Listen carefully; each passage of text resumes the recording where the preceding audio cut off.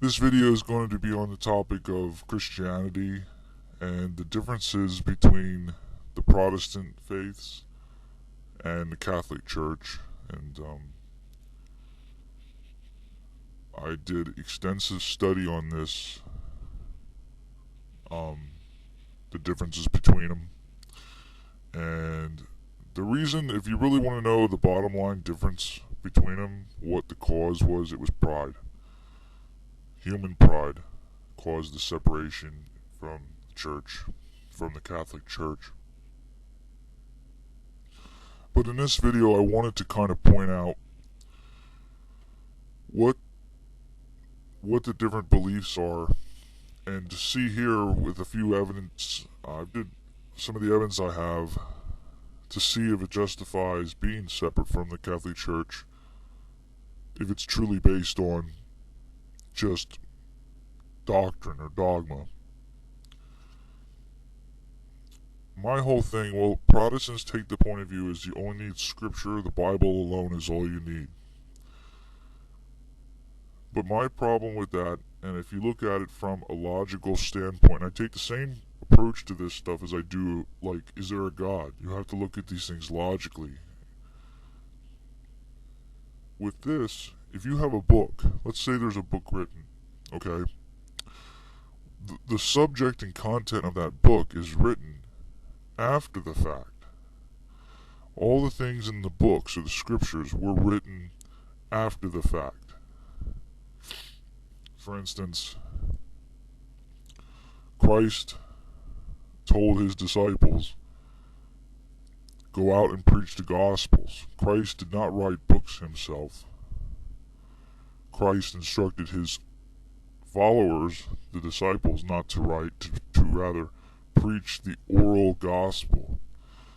And so the whole time with Christ's life, Christ's ministry, and in his disciples, the crucifixion, and all the epistles that were written were letters to the other churches.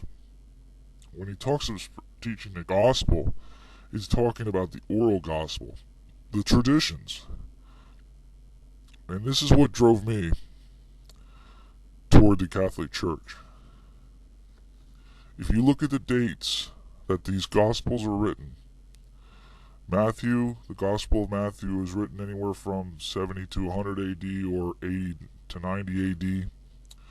Gospel of Mark was written in Syria as early as 70 AD. That would be about, 40 years after Christ. The Gospel of Luke was written between 60 and 65 AD. And the Gospel of John was written between 90 and 100 AD.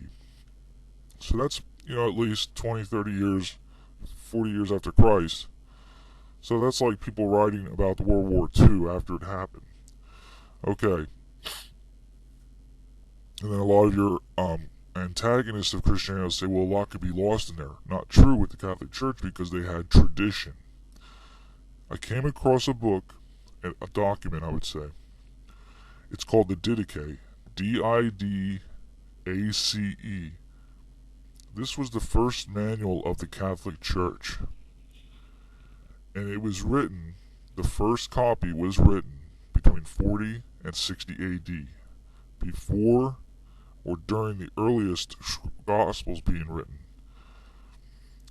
So that says a lot to me about tradition. I really encourage anyone to read up on the Didache. It's an enlightening manual. But because that's where the Catholics are coming from, holy tradition is right there next to the whole sacred scripture, as much as the Holy Magistrate, which is the apostolic succession. All three pillars of faith. Without one, the stool cannot stand. So the Didache being written as early or before in some instances than the Gospels, and also referencing the Eucharist and the need for confession. It's amazing what's written in there. Totally, to me, affirms that the Catholic Church is the fullness of the Christian faith.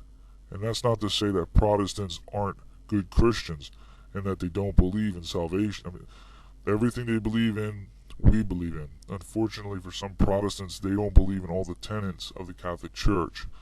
But the Didache, to me, confirms it. The date that it was written, since it predates the Gospels, confirms that holy tradition. Not everything is written in the Bible. In fact, in the Gospel of John, at the end of John, it says there were so many more acts that Christ did, and so many more things, that there wouldn't be enough pages to write all of it. So there's things Christ did that is not written down. It's even professed in the Gospel. So I just wanted to enlighten people to these facts, make you think a little bit. And in fact, these are the reasons that I became Catholic.